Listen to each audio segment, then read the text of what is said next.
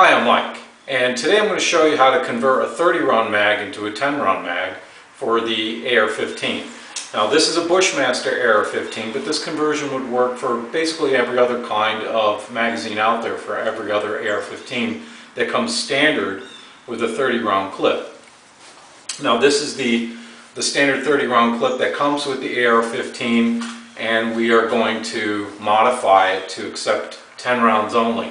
I know in New York they've recently passed a 10 round limit, and also in Maryland that is also the case and point, regardless of the federal law that will also limit you to 10 rounds.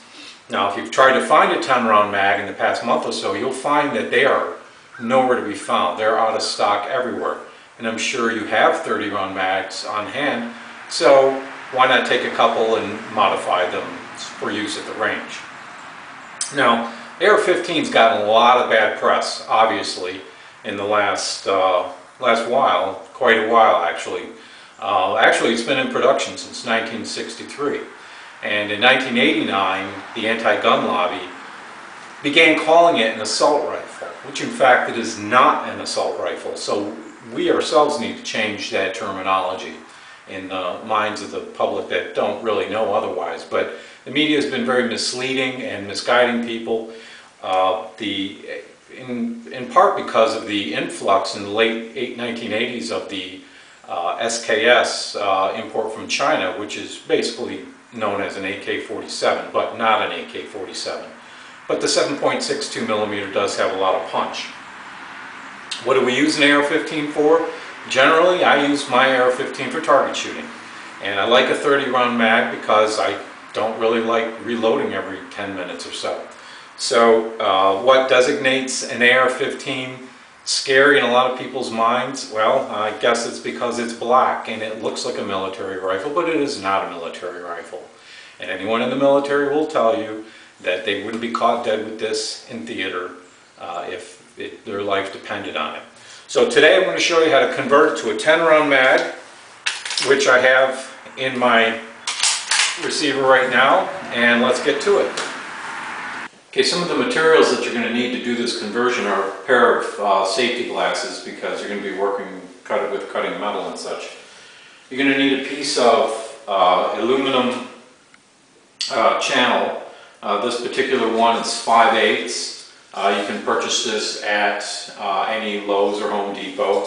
A lot of hardware stores carry it, but it's just an aluminum channel, and that's going to be used to be the replacement foot on the 30 round magazine, which will become a 10 round magazine. You'll need a tape measure. You'll need a pen to mark your cuts, a hacksaw. A jigsaw with a metal cutting blade will also work for you. You're going to need a file and some sandpaper, because you want to make sure that all the edges are smooth, and please make sure that there is no foreign material left inside the clip, because that will eventually end up in your upper receiver. You're going to need an 1/8 inch drill bit, a drill, obviously a 30 round mag. I actually am not converting any of my OEM or original mags, but what I did was I was at a gun show in Texas last year, and I bought a handful of used mags for $8, and so it seems appropriate to sacrifice a couple of those. You're also going to need a rivet gun, and in this case I'm going to be using an 1/8 inch rivet, steel rivet. I prefer steel, with a 1/4 inch draw, or a 1/4 inch shank on it. So I have my 30 round mag inserted in my lower receiver, and you're going to want to take your marking pen and you're going to want to make a mark along here so that you, when the clip is out, you can understand where not to cut. Okay, so you don't want to make this too short and make a mistake and ruin a perfectly good magazine.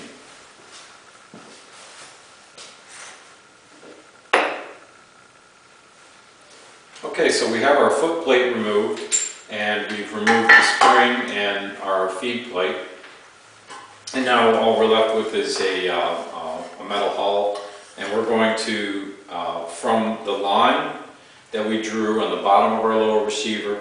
We're going to add about 3/4 of an inch to that, make another line, and that is going to be our first cut. Now what I would do is make that cut square with the top of the magazine. So do not follow the line of your lower receiver, but follow this parallel line with the top of the magazine. And we're going to make the first cut. Okay, I made the first cut, and I removed the portion that we're going to. You can discard it, or you can save that and the rest of the material in case you ever wanted to put everything back together again. But you can see here that this is the line that I originally drew for the lower receiver, and you can see that it's somewhat at an angle to my cut. My cut is parallel with the top of the magazine, which is what you want. Okay, the next thing we're going to do is we're going to make our cut to our aluminum channel. So we're going to measure the inside of our magazine, and I see that we are just shy of 2 1/4 inches. So I'm going to mark 2 1/4 inches on the to cut the length of the channel. But you're going to make 2 other marks, and you can see in the bottom of the magazine there are 2 rolled points. These points are there to give this strength.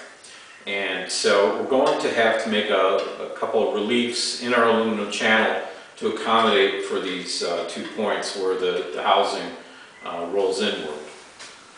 So I've made all my cuts, and you should end up with something that looks a little bit like this.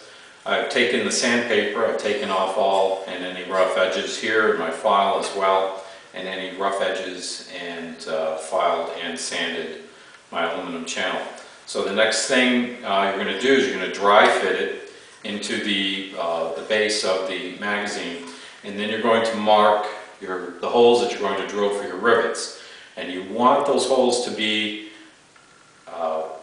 one here, one here, one here, one here. So all 4 corners. Measure up from the bottom of the magazine about 1/8 of an inch.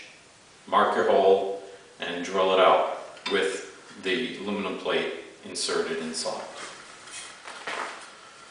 Okay, so I've drilled the holes in, and now we're going to remove the plate, sand things down again, because after you drill the hole you're going to have some debris in there and you're going to have some rough edges.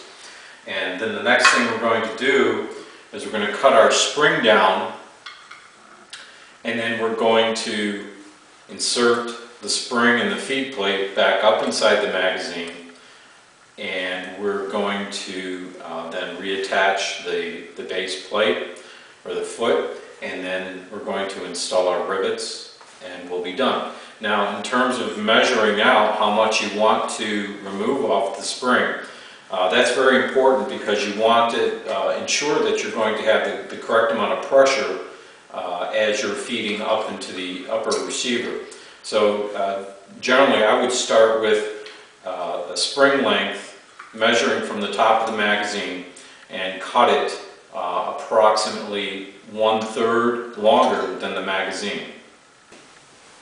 Okay, so now we've cut our spring, again we let it extend out about 1/3, removed it. That gives us the right feed pressure here. I installed the foot plate, I installed the rivets, and now we have a 10-round mag. So we are compliant, and take it to the range, have a good time, and be safe.